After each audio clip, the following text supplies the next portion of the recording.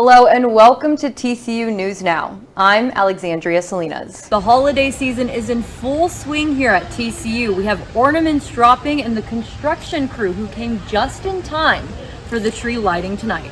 If you didn't catch the marathon this year, don't worry, there's always next year. Plenty of time to start training. Standing here in Market Square, we have the new reusable to-go boxes that cost only $5 campus cash, where you can take your food hot to go. Standing in the Commons, we are letting it snow and just moments away from lighting up the tree tonight. DFW is the third busiest airport in the world and celebrates the 50th anniversary this year. We'll see. You know what they say about weather in Texas. Just wait a few minutes and it will change. What does this mean for college students? Critics say it would be harder for people from low-income families and students with disabilities to get a college education. The FBI intercepted messages between the would-be attacker and a known ISIS recruiter. From paintings to pottery, TCU.org showcases their work at the Mowdy Market. I really noticed that the rest of the TCU campus doesn't get to engage and see the arts unless they're in Mowdy. That's when I thought of Mowdy Market, a way for students to really experience the business side of art. I started making cowgirls about a year ago.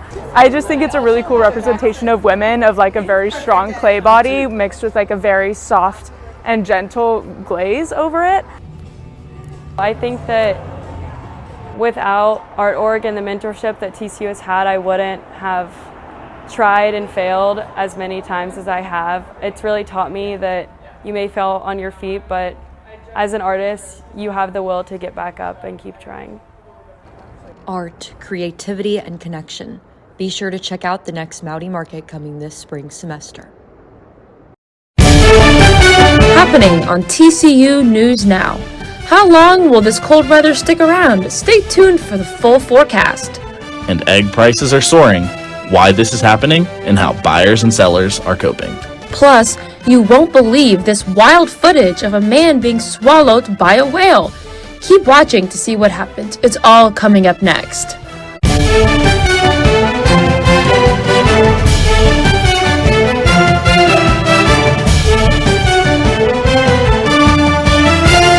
This is TCU News Now. Hello and welcome to TCU News Now. I'm Sarah Smith. And I'm Clay Chiriello. We've got a full show for you today, so let's jump right into it. We start with the Arctic blast sweeping across North Texas. Right now, we are under an extreme cold warning. The National Weather Service issues these when the air is dangerously cold outside and conditions could lead to frostbite or hypothermia. The TCU Library took that warning seriously. Check this out. The building closed early last night because of the extreme temperature change.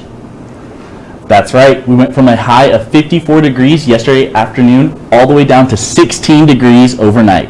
That's more than a 30-degree temperature drop. Snow flurries fell all morning. At one point, more than 5,000 people were without power in Dallas and Tarrant counties. These scenes from around campus, not enough to stick around, but it is snow. If you're from the north, don't mind these Texans. This is crazy and brand new for them. Now, here's a look at what it'll be like next week, or tonight. Today we'll get about 30 degrees, and then the wind is going to bring it down to about 0. By tonight, we'll dip back down to 15 degrees. But again, that wind chill brings that feels temperature down to about 2 degrees. Road crews across the area spent the last few days treating the roads, and ERCOT, the state's power grid, is keeping a close eye on energy demands. These temperatures are going to stick with us for a bit, so here's what you need to do if you live off campus. At night, drip your faucets on external walls. Insulate your faucets outside. You can use a thick towel if you need to, and disconnect hoses. Turn off your sprinkler system and protect your plants. And don't forget to bring any outdoor pets inside. Here's a look at the rest of the weather for the week. We'll eventually climb back up in temperatures through the weekend. Thursday will be sunny, but still dangerously cold. Friday will hit a high near 37. Saturday and Sunday will be at 47 and 68 degrees. Next week, back up in the 70s. Now to new developments overseas. Pope Francis has developed pneumonia in both lungs. New tests showed further complications, and now there are serious concerns about his ability to fight off the infection.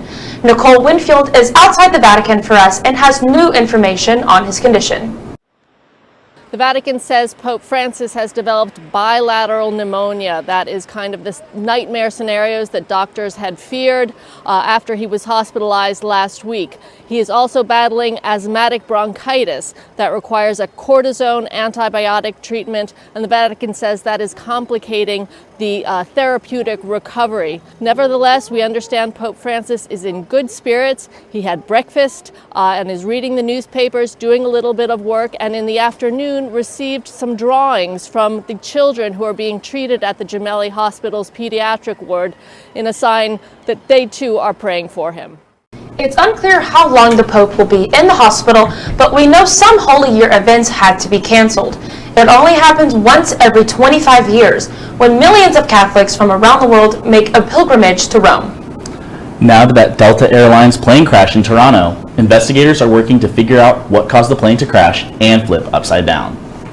The plane left Minneapolis and crashed as it tried to land in Toronto on Monday. It flipped upside down, lost a wing, and then burst into flames.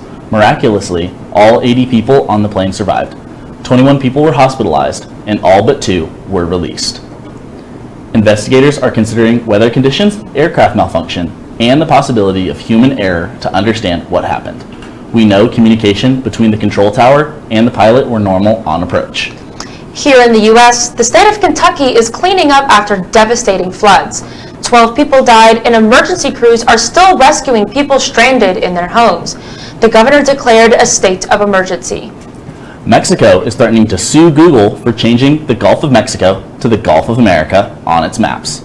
Right now, Google Maps shows Gulf of America in the U.S. In Mexico, it reads Gulf of Mexico. And elsewhere, it reads Gulf of Mexico, but with Gulf of America in parentheses. Mexico's President, Claudia Sheinbaum, wants to limit the renaming to just the U.S. Now to a wild moment caught on camera and going viral on social media. A kayaker was swallowed and then spit out by a whale. Let's take a look. Adrian Simancas was kayaking with his dad off Chilean Patagonia when a humpback whale trapped him in its mouth for a few seconds, then let him go. Both made it back to shore unharmed, and both plan to be out on the water again. So, what did you think about it? That was an insane video. I didn't think he made it, but I saw that Daily Mail had uploaded that video to TikTok, so I knew that the guy had survived. That just made me even more scared of swimming in the ocean. I could not believe my eyes. It was a real-life Jonah 2.0.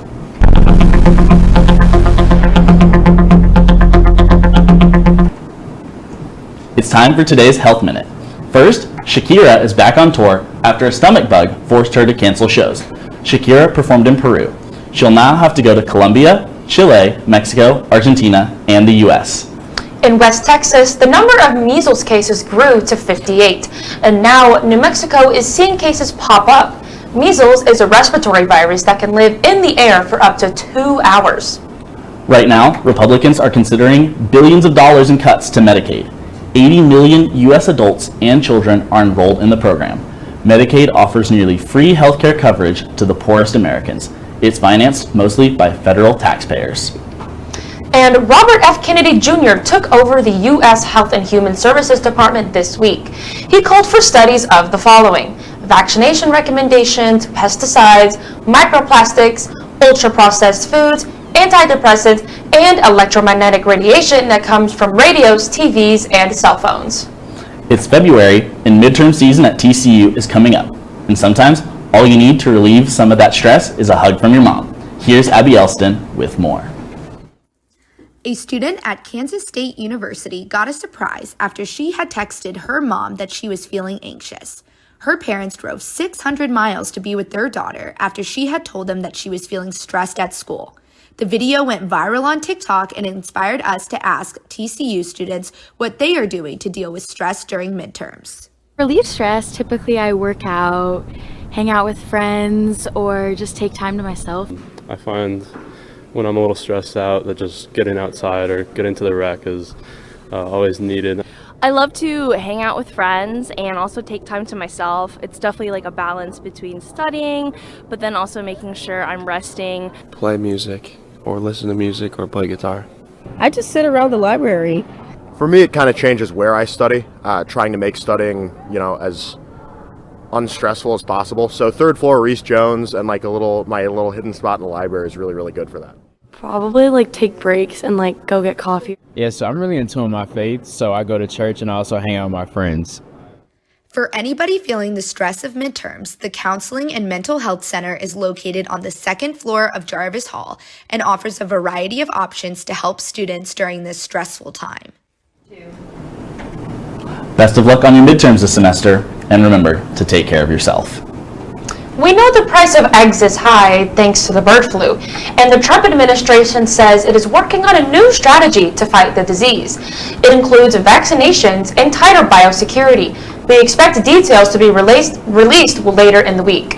Until then, we'll have to pay prices that are higher for eggs. Some stores are even rationing how many cartons customers can buy at a time. Here's Alicia Takis with more. You may have heard of buying limits on TVs on Black Friday or toys during the holiday season. But what about on eggs? Amid a serious bird flu outbreak affecting hundreds of thousands of chickens, many stores are now limiting the number of eggs their customers are able to buy at one time. One of these being Trader Joe's, a highly popular option for many TCU students. I'm outside of the Fort Worth location of Trader Joe's, where the company has implemented its own measures to combat the egg shortage. According to a company spokesperson speaking to AP, they hope that this measure will ensure that as many customers who need eggs will be able to purchase them. This measure applies to all locations, including this one, where many TCU students rely on eggs as a fast, reliable, and once cheap source of protein in a fast-paced college life. As this ongoing bird flu outbreak affects more chickens, the price of eggs continues to skyrocket. According to the U.S. Bureau of Labor Statistics, the price of 1 dozen eggs has soared from $3 even in February of 2024 to an all-time high of $4.95 in January. While it's unknown when the outbreak will be contained, some other protein options students can look to include Greek yogurt, quinoa, or cottage cheese. So the next time you're looking to purchase eggs, make sure you're just taking 1 carton. For TCU News Now, I'm Alicia Takis. Egg prices may be going up, but you can make sure you're stocked by checking different stores, following measure limits, and making swaps for eggs in your meals. The results are in. That proposal to raise the SGA student fees from $45 to $65 per semester failed. The Student Government Association wanted the increase to help fund things like the fall concert. Ella Mercer is here with us to break down what this means for SGA and the events going forward. So, Ella, was this a shock to SGA or was the writing on the wall? Honestly, this wasn't really a surprise to anybody. Last year, SGA tried to double the fee from $45 to $90, and students didn't go for that. This year, with the $20 increase, an even bigger percentage of students said that they didn't want to increase that. And it's not a surprise because this is basically the only part of tuition that students control. No wonder they don't want it to go up.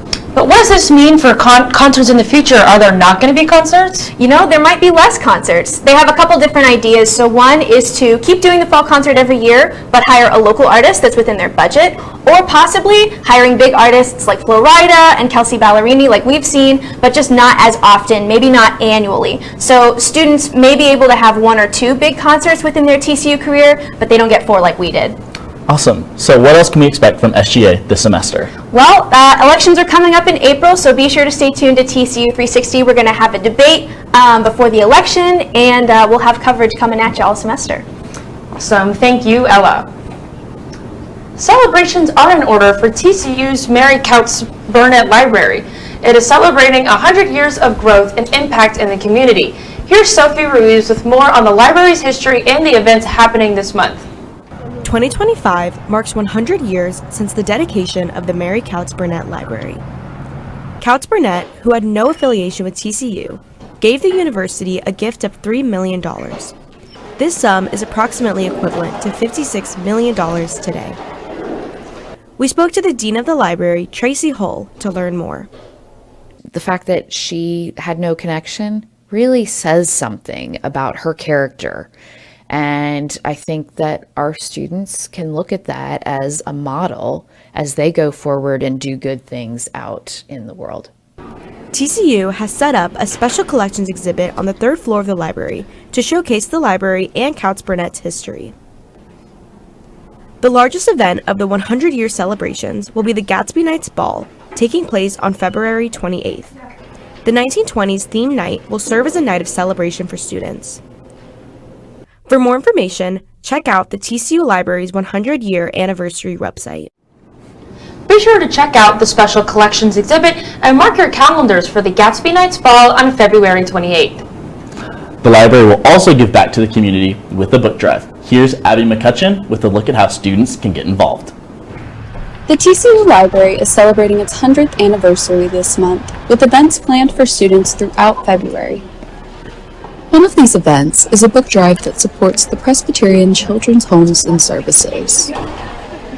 Social sciences librarian Robin Reed organized the drive after talking to the Student Government Association. One of their suggestions was actually a community service event, and I thought, well, it's the library, let's do a book drive.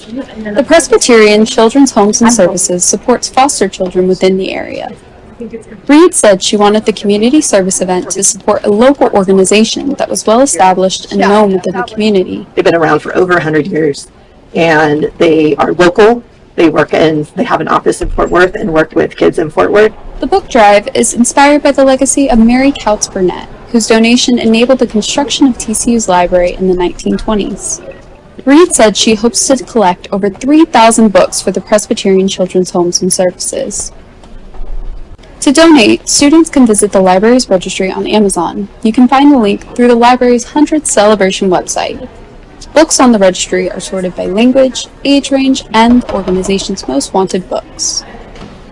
Reed says she hopes the books foster a love of reading. Literacy is so important for success in life, and so we just really hope that these books will be a blessing to these children. Donations for the book drive are accepted through February 28th. Visit the library's 100th anniversary website to learn more. Get ready to dance for a cause. TCU will host the AIDS Outreach Center Benefit Concert this February 22nd, featuring performances from top local dance companies, including Avant Chamber Ballet and Zion Dance Project. All proceeds will go to support AOC's work with people living with HIV and AIDS. TCU professor Dr. Thomas J. Walsh will bring his romantic comedy called Melrose Stories back to campus after 21 years. The play, which he wrote, opens on February 25th at Jarita Foley Bushman Theater. It runs through March 2nd. Tickets are on sale now. We're going to take a break, but when we come back, a new break in a 140-year-old murder case, the evidence that may have identified the infamous Jack the Ripper. Plus, President Trump's first month in office, why Neiman Marcus is closing in Dallas, healthy brownies, and the former TCU athlete competing for gold. We'll be right back. There are those who see the world through a different lens, who take risks, who are willing to make a stand. Because trails, they aren't blazed by the timid, but by the bold. For 150 years, TCU has been creating the next generation of leaders. To think audaciously, care compassionately, lead heroically. And now, it's our turn, our time to lead on. Welcome back to TCU News Now. An English historian says he knows the identity of the infamous Jack the Ripper, the serial killer who terrorized London's East End in the late 1800s. Russell Edwards says DNA found on a shawl at one of the murder scenes belongs to Aaron Kosminski. Kosminski was a 23-year-old Polish immigrant. He died in a mental institution in 1919. Now, relatives of the Ripper's victims want Scotland Yard to investigate. Isn't that crazy, Sarah? I know. I think it's so incredible how over almost 150 years later we are making an advance in such an old case. The TCU website might look a little different the next time you visit. The university launched a newly redesigned homepage. The goal is to make the site more user-friendly and add the Lead On branding. The Grandmark Apartments have a new name. Chancellor Victor Boschini announced it will now be known as Reed Hall. The name honors longtime Board of Trustees members Molly and Rusty Reed for their significant contributions to TCU's campus. From a buzzer-beater viral moment to the start of the TCU baseball season, our sports team has a lot to talk about today. Let's send it over to Lily Poole and Taylor Croner. Thanks, Clay and Sarah. Baseball season has officially begun, and TCU is off to a great start. The Horned Frogs are leaving San Diego with a 4-0 record after a clean sweep against the Toreros. On Monday, Cole Kramer hit a home run in the 9th inning to close the series with a 7-6 win. This Friday, you can catch Frog Ball at Globe Life Field as they take on Michigan in the AMG College Baseball Showdown at 3 p.m. Speaking of game-winning scores, last Wednesday, TCU men's basketball came off a 73-72 win against Oklahoma State. After a pass from J.C. Posey, Rashawn Allen hit a three-point buzzer, being to seal the game for the Horned Frogs. Last night, they had another big game, coming on top against number 9 Texas Tech. This puts them at winning 6 of the last 7 games at home against top 10 opponents. TCU women's basketball is on a 3-game win streak. It will play at Arizona State tonight at 7:30 p.m. Also in basketball, NBA All-Star Weekend just wrapped up. In the slam dunk contest, Orlando Magic's Mike McClung secured his 3rd straight title. This victory brought his total earnings from the dunk contest to $310,000, which is nearly triple his NBA career earnings. For the All-Star Game, this year a new 4-team format was introduced. These teams were Shaq's OGs, Chuck's Global Stars, Kenny's Young Stars, and Candace's Rising Stars. The championship game resulted in Shaq's OGs coming out on top versus Chuck's Global Stars with a final score of 41-25. Steph Curry, playing for Shaq's OGs, received the All-Star MVP award for the 2nd time. Moving on to hockey, last Saturday, Team USA and Team Canada played an intense game in the Four Nations Face-Off Tournament. Within the first 90 seconds of the game, 3 fights broke out between players. But even before the game, the crowd set the stage when Team Canada fans booed during the playing of the Star-Spangled Banner. In the end, Team USA came out dominant, with a final score of 3-1. Team USA and Team Canada will face off again in the finals Thursday night in Boston. To hear more about everything happening in the sports world, check out TCU's signature sports talk show, Unscripted. Back to you guys. A TCU athlete is training right here in Fort Worth for a competition that will take him halfway around the world. But for him, it's a trip back home. Here's Grace Lewis with the story. From Scotland to Texas, Joel McFarlane is setting his sights on the 2026 Commonwealth Games in Glasgow, Scotland. Currently earning his master's degree from TCU, McFarlane has made significant strides in his athletic career. He holds TCU's decathlon record with 7,613 points and is ranked 2nd on Scotland's all-time decathlon list. Although his last year of collegiate eligibility was in 2024, McFarlane still trains at TCU with coach Marissa Chu and off-campus coach Chris Huffins. I think most importantly, just trust Coach Chu and Coach Huffins and also learn from the other guys in my group and just honing in what I'm doing. Currently, if I just compete all my personal best, I should be well above it. I'd love to break the Scottish record this year. I'm currently 2nd all time and I'd love to become 1st. As well as that is just breaking the 8,000 points barrier. That's a big milestone in the decathlete's career. So doing that and just competing at Commonwealth Games, hopefully competing for medals at future international events as well. As the 2026 Games approach, McFarlane's dedication and impressive track record position him as a strong contender to represent Scotland on home soil. The 2026 Commonwealth Games begin in Glasgow, Scotland in just over a year. You know, Sarah, I'm somewhat of a decathlete myself. Oh, really? Yeah, getting up from this desk in a couple of moments will count as one of the events. Hopefully, I'll do the other 9 next year. That's actually crazy, Clay. Anyway, tomorrow marks 1 month since Donald Trump was sworn in as the 47th president of the United States. A lot has happened in the last 4 weeks, so here's a quick recap. The administration moved to shake up the federal workforce, dismissing thousands of employees, including nearly all staff at the Consumer Financial Protection Bureau. Lawsuits challenging these decisions are underway. On the economic front, new tariffs, including a 25% tax on imported steel and aluminum, have sparked concerns about inflation and rising consumer costs. Job growth has slowed, and economists are now warning of a slow stagflation, a combination of high inflation and slow economic growth. Immigration policies have tightened and diversity initiatives have been rolled back. Trump also reached out to Vladimir Putin to negotiate an end to the war in Ukraine. It is sparking mixed reactions on the international stage. Meanwhile, stock markets are volatile, consumer confidence is wavering, so now, more than ever, it's important to take control of your finances while you're in college. If you've been thinking about your money more lately, but aren't sure where to start, here's a simple framework. First, 50 to 60% of your income should go towards fixed expenses. Think things like rent, groceries, debt payments, and essential bills. 5 to 10% could be saved for things like spring break or any other future goals.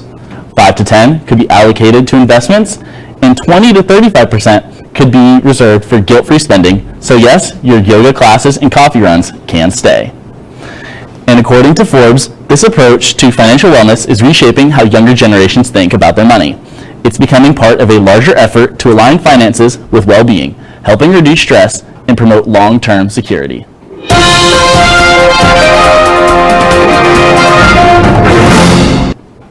On today's business break, we've got shakeups, breakups, and makeups. First, in drastic cost-cutting move, Southwest Airlines announced it will lay off 15% of its corporate workforce as it navigates the post-pandemic travel landscape. The U.S. housing market is showing signs of strain. Home builders are worried about tariffs that could make the cost of building materials spike.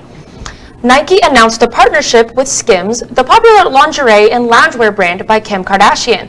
Nike says it wants to expand its appeal to women, both wanting style and performance in their activewear. Olipop and Poppy have some competition. Coca-Cola is launching a brand new prebiotic soda called Simply Pop. It comes as Coca-Cola tries to diversify its product line and compete with popular brands in the health-conscious drinks market. In big fried chicken news, Kentucky Fried Chicken is moving its U.S. headquarters from Louisville to Plano, Texas. About 100 employees will have to relocate.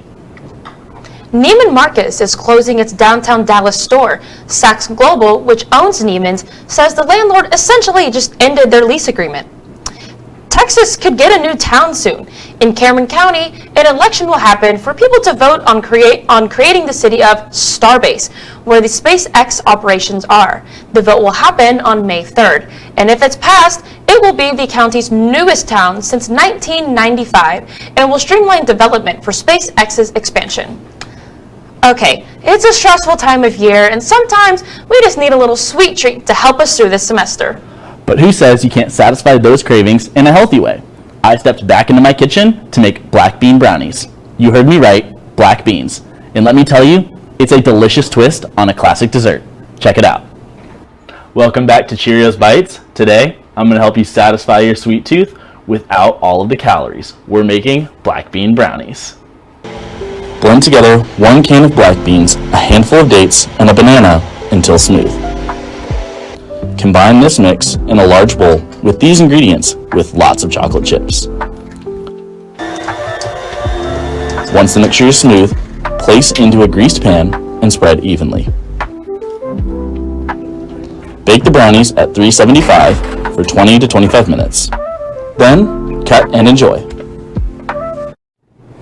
Thanks for watching TCU News Now. I'm Clay Chiriello. And I'm Sarah Smith. Stay warm, and we'll see you next week.